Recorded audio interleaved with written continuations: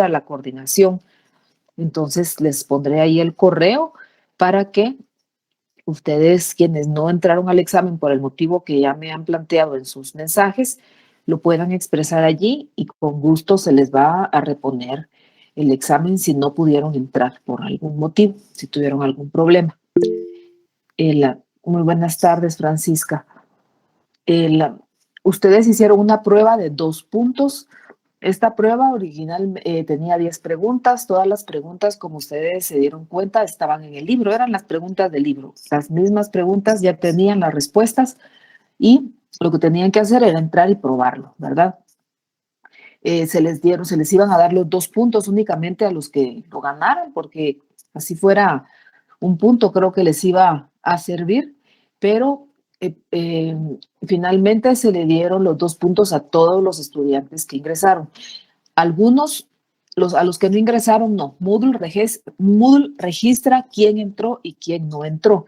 Y si usted entró y así haya sacado 0 puntos o un porcentaje muy bajo, sí se registró la entrada al intento que usted hizo y entonces sí tiene los 2 puntos.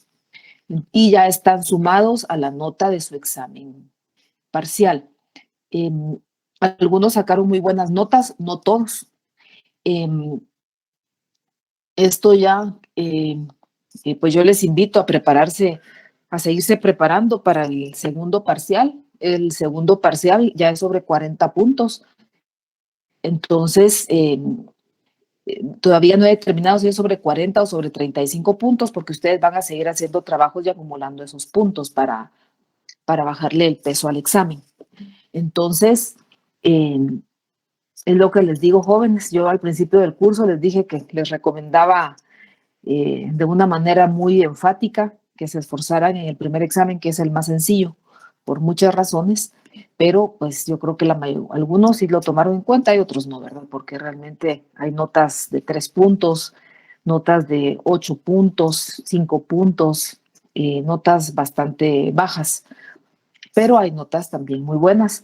Estudiantes que tienen los 30 puntos porque sacaron 28 más los 2 puntos de extra que había, entonces ahí fue donde llegaron a los 30 puntos. Bueno, entonces vamos a comenzar hoy con el capítulo 5. En este capítulo ya empezamos a trabajar lógica. Entonces, eso está en su libro, ahí lo pueden consultar. Y yo les voy a compartir igual la presentación. Algunos estudian en las presentaciones, eso no es suficiente. Tomen en cuenta que ahí no está toda la información, es incompleta. Yo no pretendo sustituir el libro con las presentaciones, no lo sustituye desde ningún punto de vista. Entonces, yo no les sugiero que lo hagan de esa manera porque no van a tener la información completa. Bueno, entonces aquí tenemos...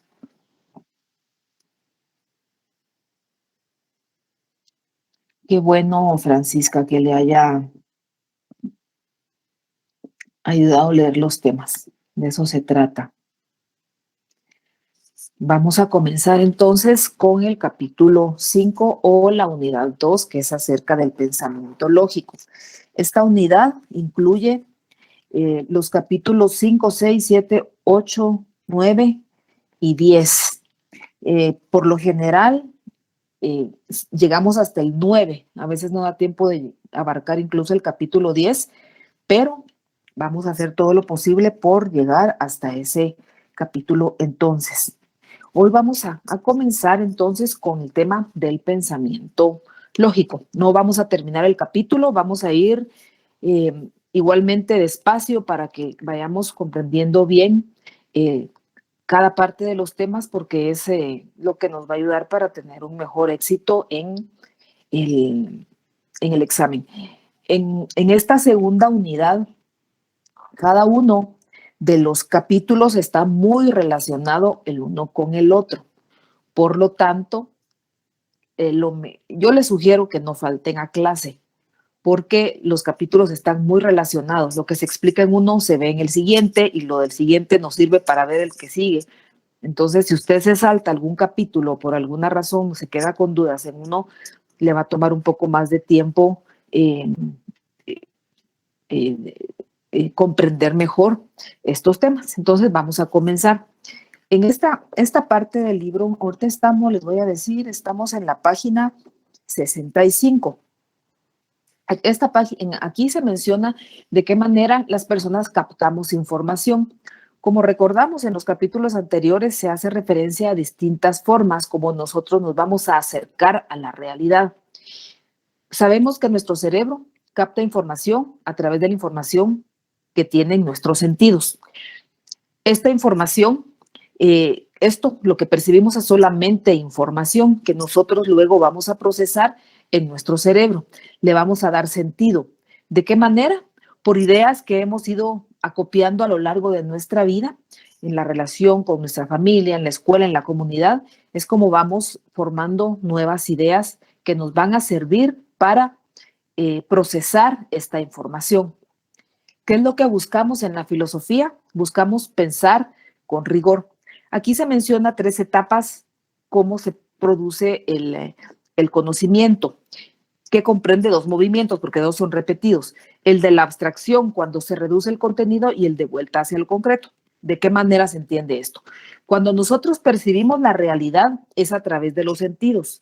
Es algo que podríamos considerar como concreto porque es algo que existe, que es externo a nosotros y que no podemos percibirlo, ya sea por el tacto, por cualquiera de nuestros sentidos podemos percibir esto.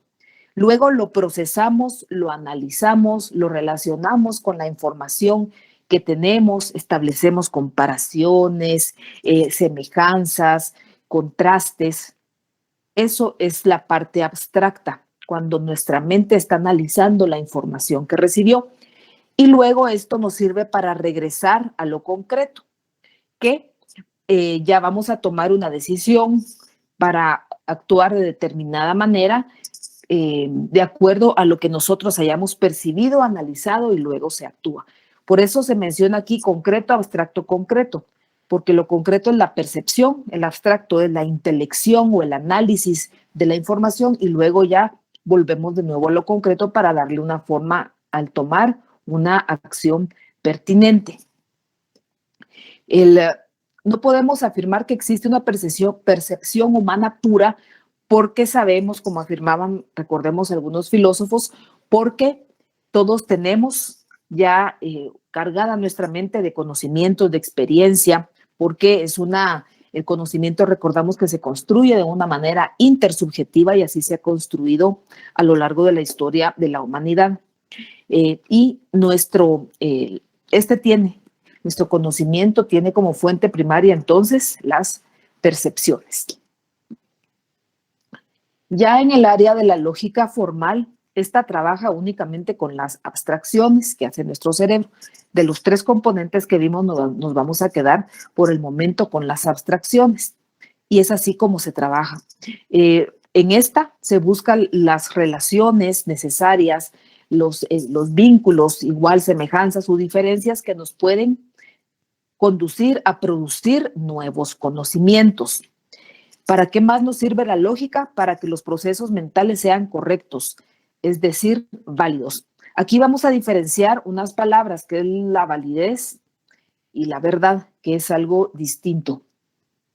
Aquí, en alguna corriente filosófica, no, en ninguna, pero vamos a seguir considerando siempre el intersubjetivismo porque es el que nos va a permitir llegar a todos estos conocimientos. En esta nos vamos a enfocar. Pero eso ya lo vimos en la primera unidad. Ahorita no nos va a servir como para recordar la forma como se va a construir el conocimiento. Entonces, ¿para qué nos sirve la lógica? Para garantizar que los procesos mentales sean válidos. Esto es especialmente importante en nuestra carrera, en su carrera, porque necesitamos pensar, bueno, para todos los ámbitos de nuestra vida nos sirve pensar con claridad, con lucidez, saber llegar a conclusiones, pero en el caso de la carrera que ustedes han elegido es todavía más importante por las razones que vamos a ver. esta lógica entonces no va a operar sobre la realidad, sino sobre los datos que nosotros tomamos. Entonces recordamos, concreto, abstracto, concreto. En la parte abstracta, cuando ya tenemos los datos recopilados, entonces allí es donde empieza a trabajar la lógica formal. ¿Para qué nos sirve? Para proceder con orden en la construcción de nuevos conocimientos. ¿Por qué? Porque nos da un método para llegar a conclusiones, nos presenta los pasos para poder hacer análisis, para poder afirmar que llegamos a una conclusión que sea válida. Válida, recordemos esta palabra, la validez. Se encarga entonces de estudiar las leyes y las formas de pensamiento, son otras de las definiciones que pudimos ver en el libro, y que busca la verdad para llegar a esta con orden, con facilidad y sin error. ¿Y cómo lo hace? A través de una serie de pasos entonces que vamos a conocer. Un punto muy importante es que para que una conclusión, cuando nosotros hacemos un razonamiento, partimos de premisas o información sobre la cual vamos a fundamentar nuestra conclusión. No podemos concluir algo si no tenemos una premisa bien fundamentada para llegar a una conclusión. En esta parte del curso vamos a ver cuándo estos fundamentos son sólidos o no para llegar a una conclusión, o si nos falta algo para concluir, para poder afirmar que una conclusión es válida. Entonces, cuando nosotros estamos haciendo un razonamiento, debemos fundamentarla en premisas. Entonces, esta conclusión debe estar basada estrictamente en la información que se ofrece dentro del razonamiento mismo. En este caso, en el razonamiento mismo, vamos a encontrar que hay premisas que son la base sobre las cuales nosotros vamos a llegar a una conclusión. Entonces, esto es lo que se necesita. Por ejemplo, si tenemos un razonamiento como los que podemos ver aquí, si todos los niños son menores de Juan y Juan es menor de edad, entonces Juan es un niño. Es lógico, entonces si lo analizamos, vamos a regresar. Para hacer lógica, una conclusión debe estar basada en la información que se ofrece dentro del razonamiento mismo. ¿Qué nos da esta información? Aquí nos dice, los niños son menores de edad.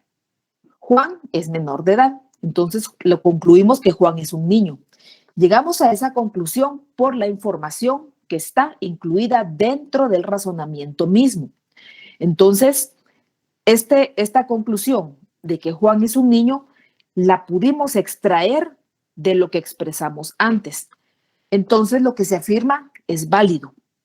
En este caso en concreto, resulta que lo que afirmamos también es verdadero, porque en algunos casos podemos encontrar razonamientos que son válidos, pero no son verdaderos. Sin embargo, a la lógica no se trata de demostrar si una afirmación es verdadera o no. Le interesa demostrar la validez. ¿Y cuándo es válida? Cuando tiene fundamento en las premisas presentadas en el razonamiento. Entonces, le interesa a la lógica únicamente el aspecto formal del pensamiento, la coherencia y la validez. Vamos a ver aquí otro razonamiento. Si los ratones comen queso y Mario come queso, entonces Mario es un ratón. Aquí podemos ver que este razonamiento es válido. ¿Por qué?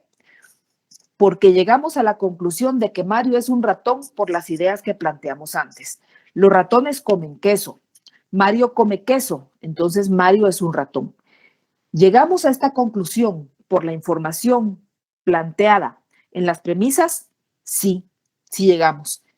¿Es válido? Es válido. ¿Es verdadero? No es verdadero.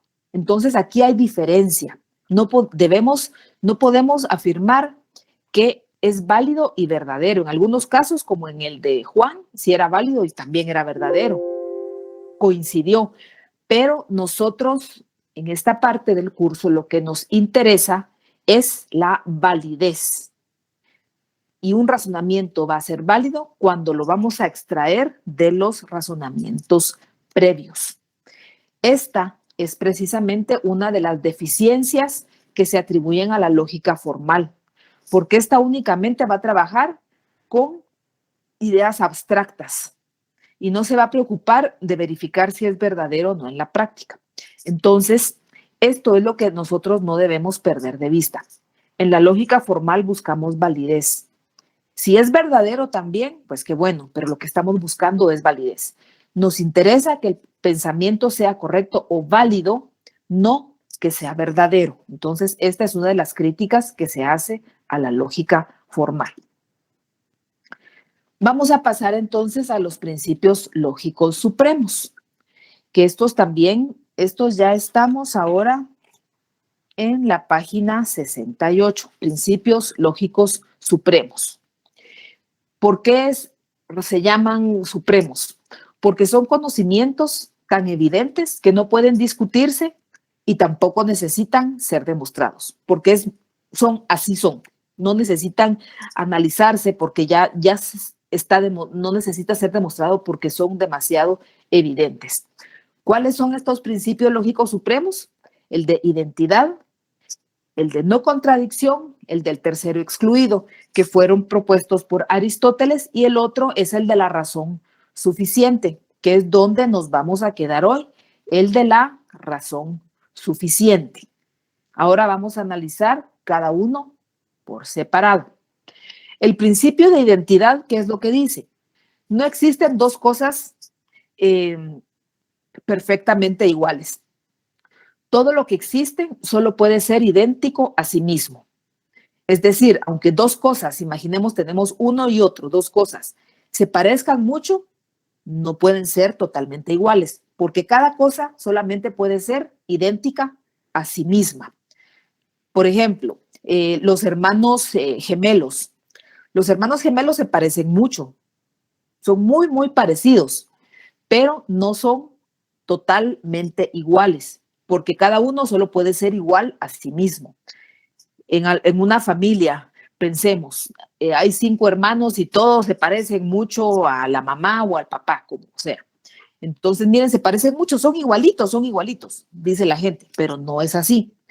No son perfectamente iguales, se parecen mucho, pero no son iguales, porque todo lo que existe solo puede ser igual o idéntico a sí mismo. Este es el principio de identidad y se identifica con esa fórmula. A es igual a A. Esta fórmula entonces nos indica que cuando un juicio afirma que A es igual a A, este juicio es necesariamente verdadero. ¿Por qué necesariamente es verdadero? Porque es lo que dice el principio lógico supremo. En la práctica, es decir, cuando nosotros ya estamos analizando esto con pensamientos, cada A que ustedes pueden ver aquí se va a sustituir.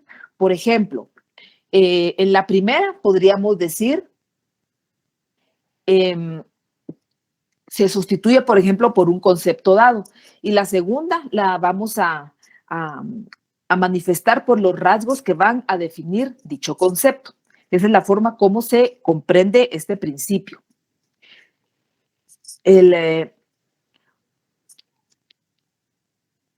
Veamos, si yo tengo el concepto, sabemos que el concepto es mental, lo podemos representar, pensemos en el concepto gato.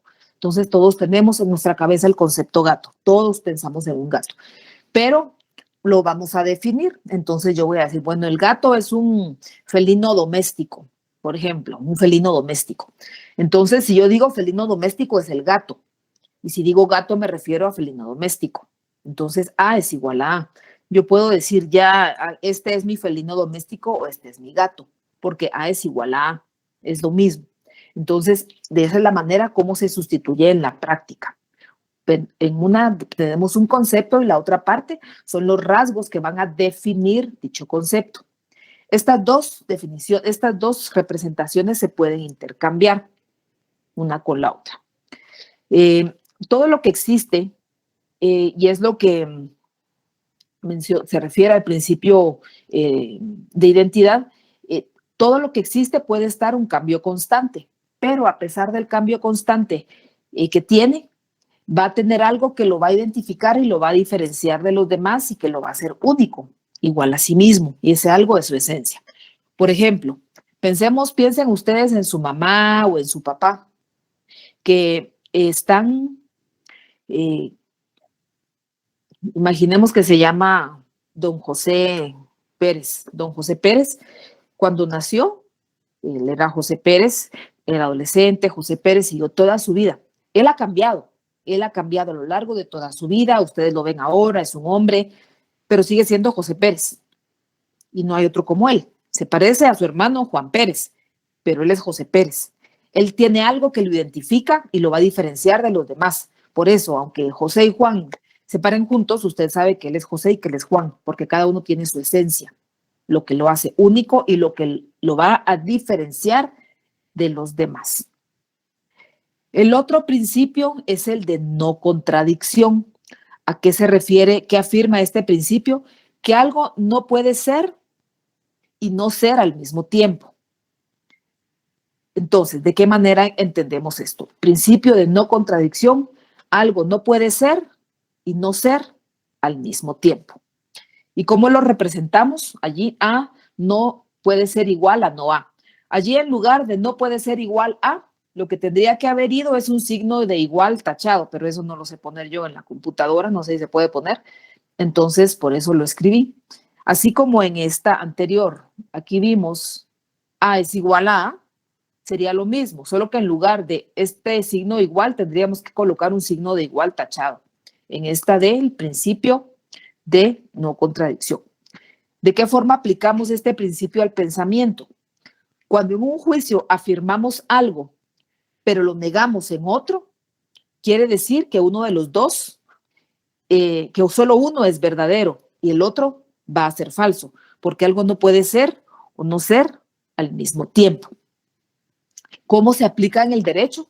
Con las normas. Cuando una norma que no puede prohibir, pero al mismo tiempo permitir una acción. Eso es contradicción, no puede ser algo que sí es o que no es. Entonces, este se refiere al principio de no contradicción. Algo no puede ser y no ser al mismo tiempo. Usted es, por ejemplo, Carolina, pero no puede ser no Carolina. Mire, muy buenos días, soy Carolina y al día siguiente se llega presentando como otra persona, no puede ser. ¿Usted es Carolina o no es Carolina? Su mamá es su mamá, no puede ser su mamá o su no mamá, o sea, es o no es.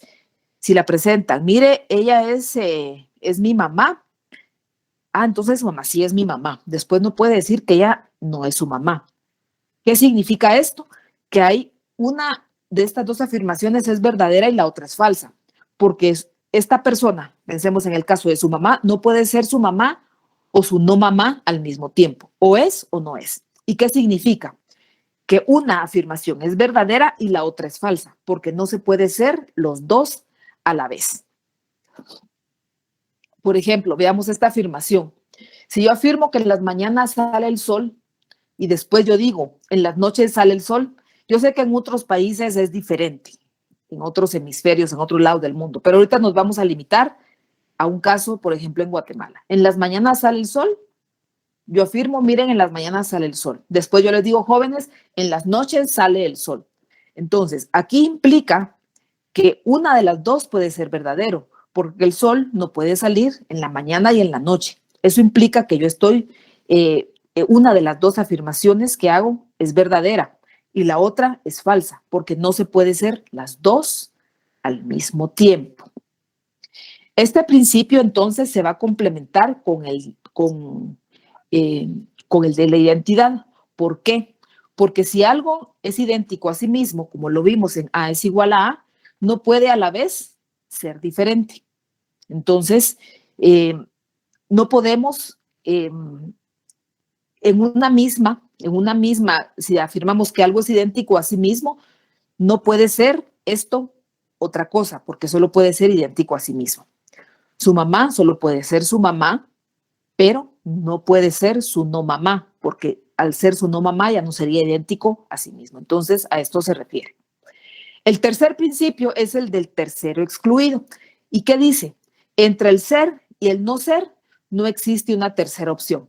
Si nos quedamos con el ejemplo de su mamá, bueno, ella es mi mamá. Usted no puede decir ella es mi no mamá.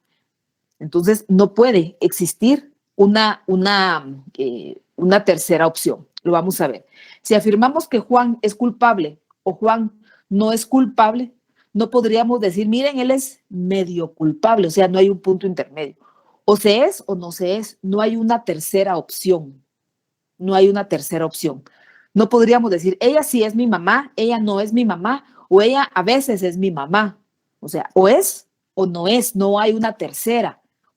No puede ser. Esto excluye al tercero. Por eso es el principio del tercero excluido. Aquí volvemos, si uno es verdadero, entonces el segundo es falso. Y no puede ser culpable y no culpable a la vez. No puede haber una tercera opción. O es o no es. No puede medio ser algo.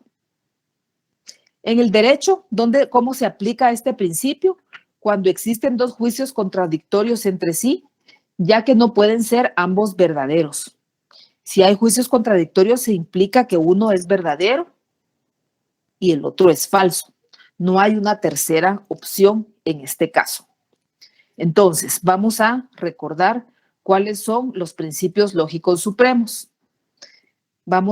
Los principios lógicos supremos reciben este nombre porque son conocimientos tan evidentes que no se pueden discutir y tampoco necesitan ser demostrados. ¿Cuáles son los principios? El de identidad, el de no contradicción y el del tercero excluido. ¿Cuántos son? 3. ¿Y quién los propuso? Aristóteles. Hay otro principio que lo vamos a ver después, pero por el momento es únicamente este. De los 3 principios lógicos supremos. Entonces, vamos a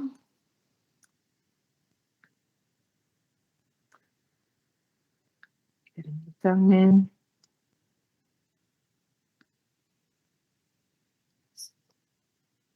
Les voy a compartir un enlace acerca de los principios lógicos supremos.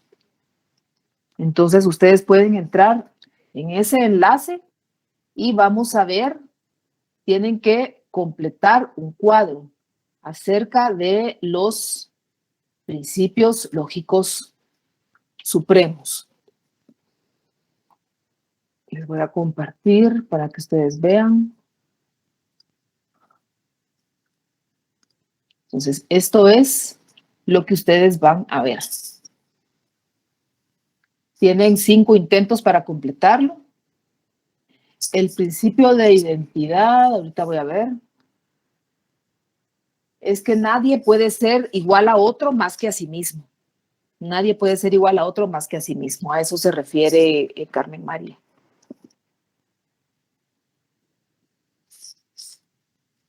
Ustedes tienen que completar esta tabla. Lo tienen que arrastrar. Por ejemplo, lo agarran así. No, perdón, lo tienen que hacer clic en el orden en el que van aquí. No es de arrastrar. Entonces, los principios lógicos supremos planteados por, vamos a suponer, ustedes tienen que ver quién los plantea y le hacen clic al nombre, en el orden en el que van aquí. Y después ustedes pueden comprobar. Yo voy a colocar al azar.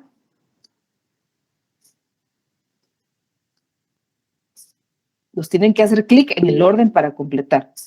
No puede ver los mensajes. Este es el enlace, solo aquí se los puedo enviar. Este es el enlace.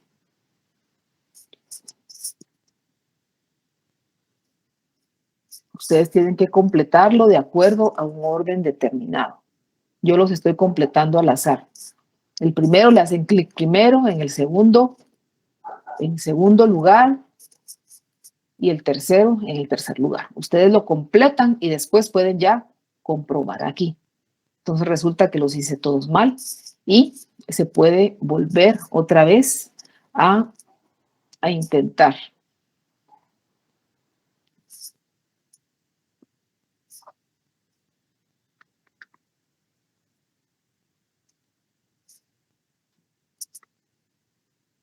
Licenciada, buenas tardes. Buenas tardes. Perdone, esto lo puedo hacer también en el celular, licenciada, perdón. Sí, Sí, se tendría que poder hacer desde el celular.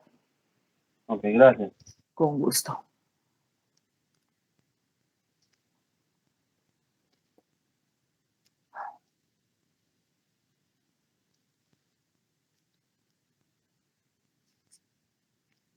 Bueno, entonces voy a dejar de compartir.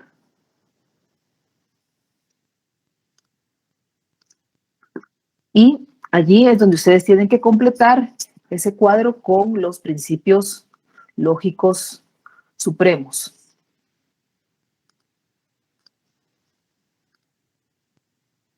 Solo tienen que hacer clic. José, los 10 resultados mejores son el de José con 100 puntos, seguido por Débora, por otro José, otro compañero, Cleidy, Josué, Sandy, Marisol, Stephanie, Gabriela y Shannon. Son los 10 mejores. Los que 47 han jugado, entonces el tiempo medio que han tardado son 45 segundos y la puntuación media son 97. Entonces allí está. Ya tenemos otros tiempos. Alex es quien lo hizo más rápido, en 9 segundos, seguido por José, Débora, José, Leslie, Cleidy, Josué, Sandy. Ya hay menos tiempos y son los que han tenido los 100 puntos. Entonces, esos son los principios lógicos supremos.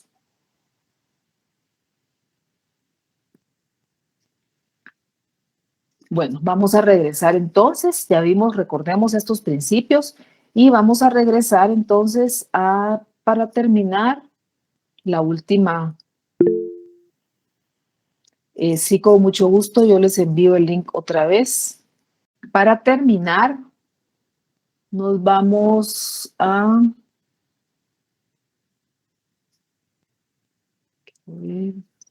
Aquí. Bueno.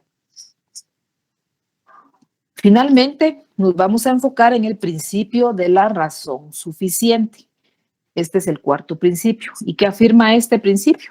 Que nada existe porque sí, sin que haya una razón suficiente para que sea así y no de otra manera. Ese es el principio de la razón suficiente. ¿Qué sostiene este principio?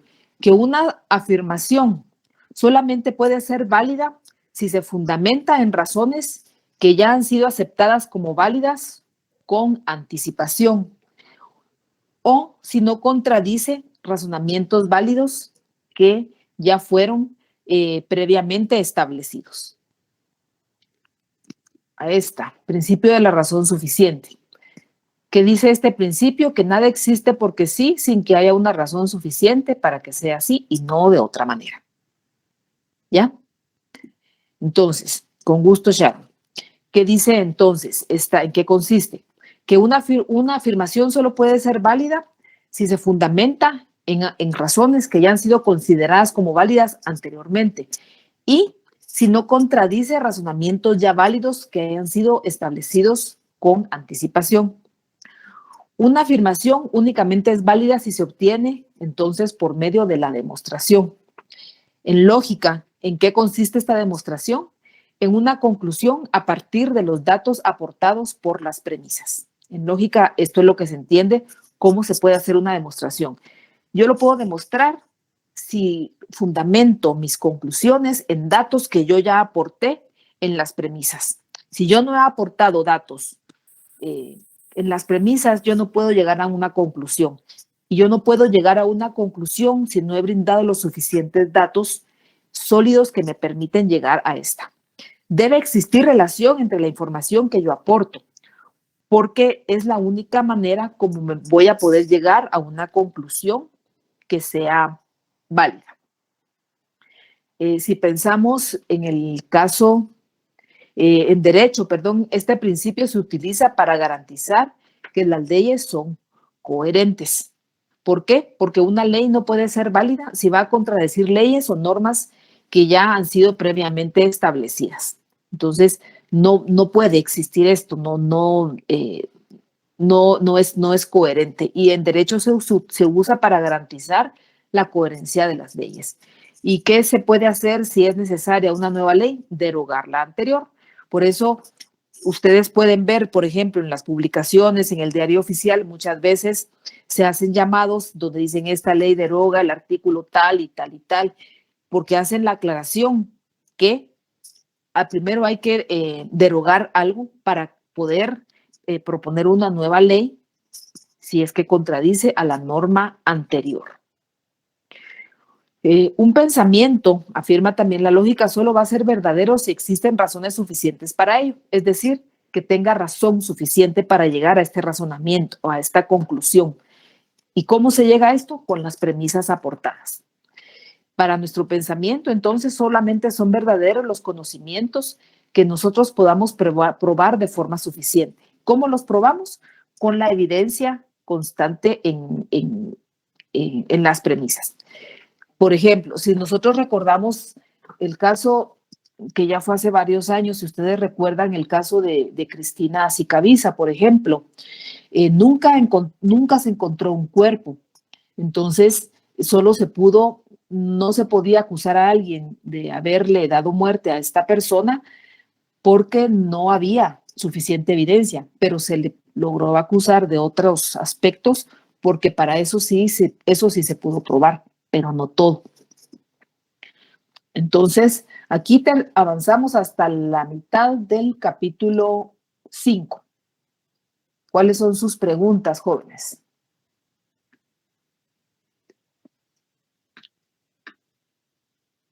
¿Cuáles son sus preguntas?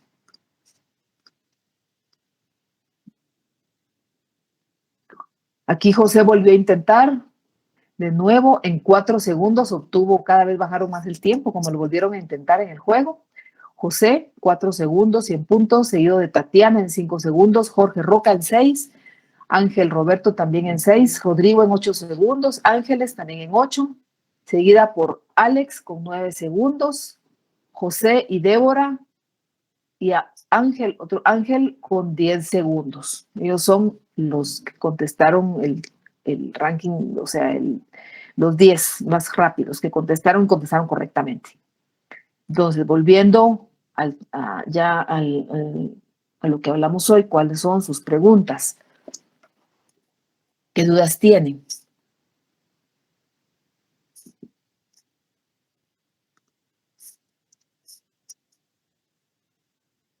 ¿Tienen preguntas? ¿Alguna duda?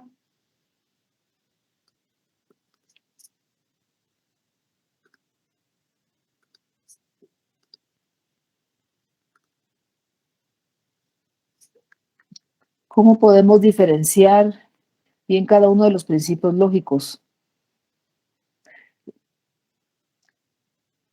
Tendríamos que analizar cada uno de los principios para ver en los casos en los que estos se presenten. Todos los principios tienen relación, entonces los vamos a encontrar como en uno mismo, porque uno lleva al otro, cada principio necesita al otro. Si pensamos, vamos a ver, ahorita voy a buscar aquí están los principios lógicos supremos. Bueno, entonces, el principio, como les digo, todos están relacionados, entonces, usted los podría diferenciar, caracterizar cada uno, pero cuando se está analizando ya se manifiestan o se presentan de una forma conjunta porque todos están relacionados. Se presenta algún caso que representa cada principio, se confunden. En este caso tendría que ver cuál es el principio que es más evidente, cuál es el principio que es más evidente. Si le comentamos esto de nuevo, el caso de una persona, que yo les puse el ejemplo de la mamá, por ejemplo, en el principio de identidad, la mamá, pensamos en una persona, solo puede ser esta persona. Por ejemplo, en el caso de la relación que existe, es su mamá. Entonces, no hay, solo puede ser esta persona idéntica a sí misma. No puede existir otra persona que reúna las mismas características y que también se le pueda decir, mire, ella es mi mamá. ¿Por qué? Porque es su mamá, solo puede ser idéntica a sí misma. Aquí no estamos pensando qué otras funciones puede tener una mujer, o sea, no, estamos pensando únicamente para aclarar que alguien solo puede ser idéntico a sí mismo. Y al ser idéntico a sí mismo, entonces esto implica el principio de no contradicción, porque alguien no puede ser y ser al mismo tiempo. Y este principio a su vez lleva consigo el del tercer excluido, porque no hay una tercera opción. Entonces ahí es donde podemos ver que todos los principios, estos tres principios están unidos y será de ver la caracterización que se haga en los casos para ver cuál es el que predomina. Entonces,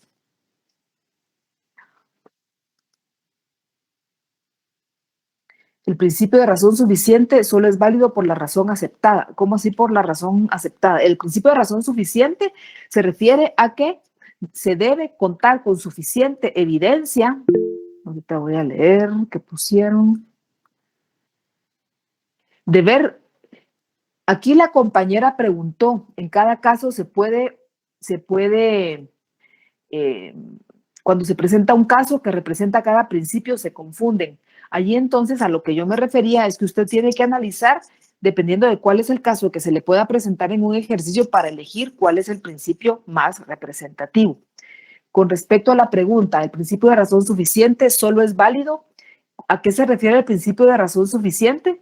Se refiere a que todo tiene una razón de ser. Nada existe porque sí, sino que todo tiene una razón suficiente para que sea así y no de otra manera. En la lógica se aplica a que para poder llegar a conclusiones necesitamos bases sólidas. Es decir, ¿y cómo llegamos a estas bases sólidas? A través del razonamiento o del análisis que hagamos de las premisas para llegar a una conclusión. Esto lo vamos a ver con más amplitud en el capítulo 6, cuando empecemos con los silogismos. Identidad es que cada uno, como comenta Hugo, cada uno va a tener su esencia y solamente puede ser igual a sí mismo. Exactamente lo que menciona aquí. Sí, Hugo, así es. Así es. Todo tiene un significado o razón para que sea así y no sea de otra manera. Giancarlo, con mucho ¿Qué tal? gusto, Buenas sí. tardes, licenciada. Buenas Mi tardes. pregunta es que yo puedo identificar un caso que es tercero excluido porque siempre se va a identificar que no hay otra razón. En el caso del tercero O excluido es sea, que ajá, me refiero a que si siempre se va a evidenciar que no hay otra razón. sí, no hay otra. Entonces queda excluido el tercero porque no puede haber una tercera opción en el caso que se presenta ahí. O sea, algo puede ser o no ser, no puede medio ser, que sería la tercera opción en este caso. Usted puede saber o no saber el de algo, pero no en un punto, se sabe o no. Y a eso se refiere precisamente que no hay un tercero. Lo del tercero excluido. Para comprender el del tercero excluido debemos tomar a todos los principios como una unidad. Si partimos del de identidad, se refiere, vamos a ver, vamos a regresar. Vamos a ver. El principio de identidad se refiere a que todo lo que existe solo puede ser idéntico a sí mismo. No puede ser idéntico a alguien más, no que solo así, porque cada uno tiene su esencia. Puede haber algo parecido, pero el principio de identidad es que, ahorita voy, es que todo solo puede ser igual a sí mismo. Cuando se es igual a sí mismo, esto implica a la vez que no se puede ser otro al mismo tiempo. Y este ya es el principio de no contradicción. Algo es y no, algo que es no puede no ser al mismo tiempo, porque algo es o no es. Ese es el principio de no contradicción, porque no se puede ser las dos cosas a la vez. Por ejemplo, ¿dónde lo podemos ver? En un juicio donde afirmamos algo. Por ejemplo, si yo digo, este día está nublado y luego digo, este día no está nublado, ahí me estoy contradiciendo. Yo no puedo Yo estoy relacionando dos ideas, día nublado, día no nublado, y les estoy diciendo que las dos son al mismo tiempo. No puede ser nublado y ser no nublado al mismo tiempo. Ese es el principio de no contradicción. O está nublado o está no nublado. No puede ser los dos. Ese es el principio de no contradicción. Y el del tercer excluido es que no puede existir un tercero. Algo es o no es. No hay una tercera posibilidad de que pueda medio ser, por ejemplo, o un punto. No hay una tercera opción. En el ejemplo que poníamos en la clase, si usted encuentra, por ejemplo, Juan asaltó a María y luego pues escribimos, Juan no asaltó a María.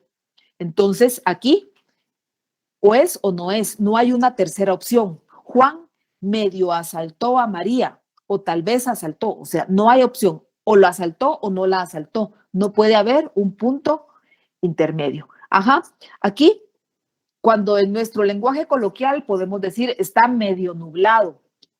Ella medio es mi mamá porque a veces también es la mamá de mis primos. Entonces, en el lenguaje coloquial podemos tener estos puntos intermedios, pero ya cuando estamos en un razonamiento sólido, como en el que nos guía la lógica, entonces tenemos que ser más categóricos, como en el caso, por ejemplo, de su profesión. Usted no podría decir, mire él si es culpable o no es culpable, o eso no es, pero no puede decir, es medio culpable, es solo un poco culpable. Aquí no necesitamos esas medias tintas, no puede haber una tercera opción, o es o no es. Entonces, eso se refiere a la del tercer excluido. Y otro, el de la razón suficiente, es que así es, un gato no puede ser perro porque es gato, o sea, es gato, es idéntico a sí mismo. Si no es gato, entonces no es gato, sería otro, podría ser un perro, como el ejemplo que plantean aquí, pero no puede ser un medio perro, ni el perro puede ser un medio gato, o sea, no, como los ejemplos que plantean aquí en el chat. El gato es idéntico a sí mismo, no puede ser idéntico a un perro, porque es un gato y solo puede ser un gato, ¿ya? No puede ser un medio gato.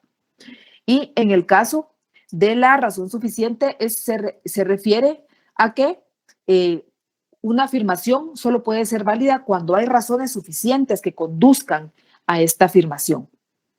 A eso se refiere, a que debe existir cuando hacemos una afirmación, únicamente va a ser válida si nosotros la estamos fundamentando en razones que ya hayan sido aceptadas anteriormente como válidas, o si no va a contradecir razonamientos válidos previamente establecidos.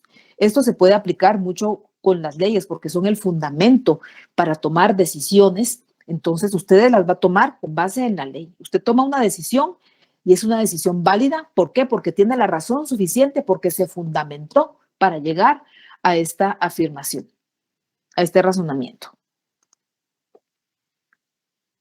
Sí se puede decir que es culpable de esos delitos y es inocente de otros. Eso sí se puede hacer, porque usted tiene la razón, fundamentó para decir que es culpable de tales delitos, pero no encontró la razón suficiente para decir que era culpable de otros delitos. Entonces, allí a eso se refiere. Con gusto, Silvia. Cuando hay que elegir, hay que decidirse, por ejemplo, elegir una cosa en el sentido de tener el fundamento de la razón para poder elegir algo. No sé si a eso se refería Francisca. ¿Qué otras preguntas tienen?